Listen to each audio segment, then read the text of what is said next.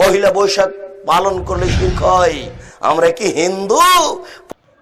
দিবস পালন করলে শিরক হয়, যে বক্তা বলেছে সে বক্তা, সে আলেম নয়, সে ফতোয়া দেওয়ার যোগ্যতা রাখে না। কি বললো দিবস পালন করলে শিরক হয়ে যায়?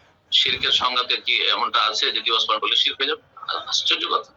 আল্লাহ বুঝার তৌফিক দান করুন।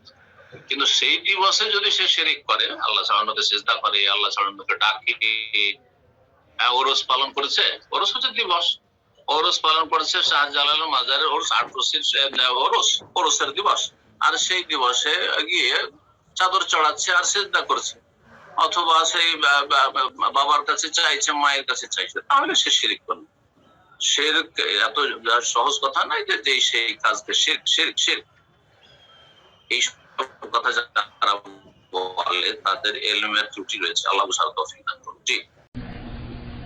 বাঙালি কৃষ্টি বলে পয়লা বৈশাখে, 21শে ফেব্রুয়ারিতে, ভ্যালেন্টাইন ডেতে ইত্যাদিতে মেয়েরা সাদা বা বেগুনি শাড়ি পরে এবং ছেলেরা পাঞ্জাবি পরে, ছেলে মেয়েরা একত্রে বিভিন্ন অনুষ্ঠানে যায়, তা কেমন?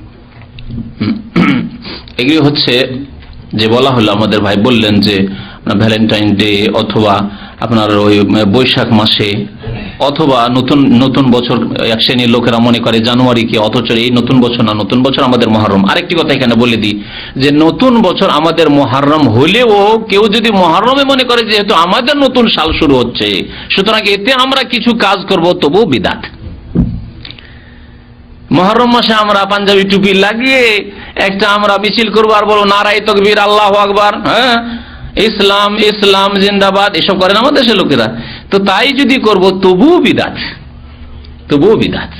তাহলে যদি আল্লাহ যেই মাসকে পছন্দ করেছেন, যেই বছরকে পছন্দ করেছেন, যার সাথে ইসলামী ইতিহাস জড়িত, হিজরি 1429 হিজরি তা শুরু হবে, তখন যদি আমরা কিছু অনুষ্ঠান করি, তার নাম যদি বিদআত হয়, তাহলে কাফের বিজাতিদের যে যে আপনার যে শালগুলি রয়েছে, সে বাংলায় শালই হোক, আমরা বাঙালি হিসাবে কেউ ব্যথা পাবেন না, এটি ব্যথা পান নাই।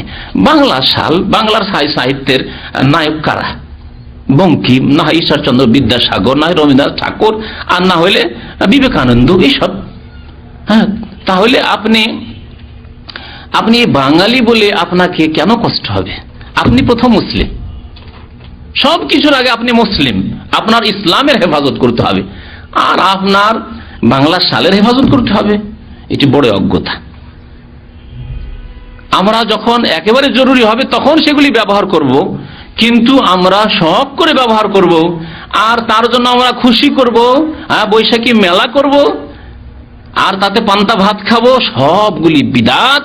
এবং মনে রাখুন, জানুয়ারিতেই করুন আর বৈশাখ মাসেই করুন, অন্য কোনো মাসেই করুন, এগুলি হচ্ছে কাফেরদের অন্ধ অনুকরণ, যাদের সম্পর্কে হাদিস এর আগে বলেছে আমার বক্তব্য, মান তাশাব্বাহা বিকওমিন ফাহুয়া মিনহুম। যেই জাতি অন্য কোনো বিজাতির অনুসরণ করবে তাদের দলভুক্ত হবে, তাদের সাথে কিয়ামতে উঠবে।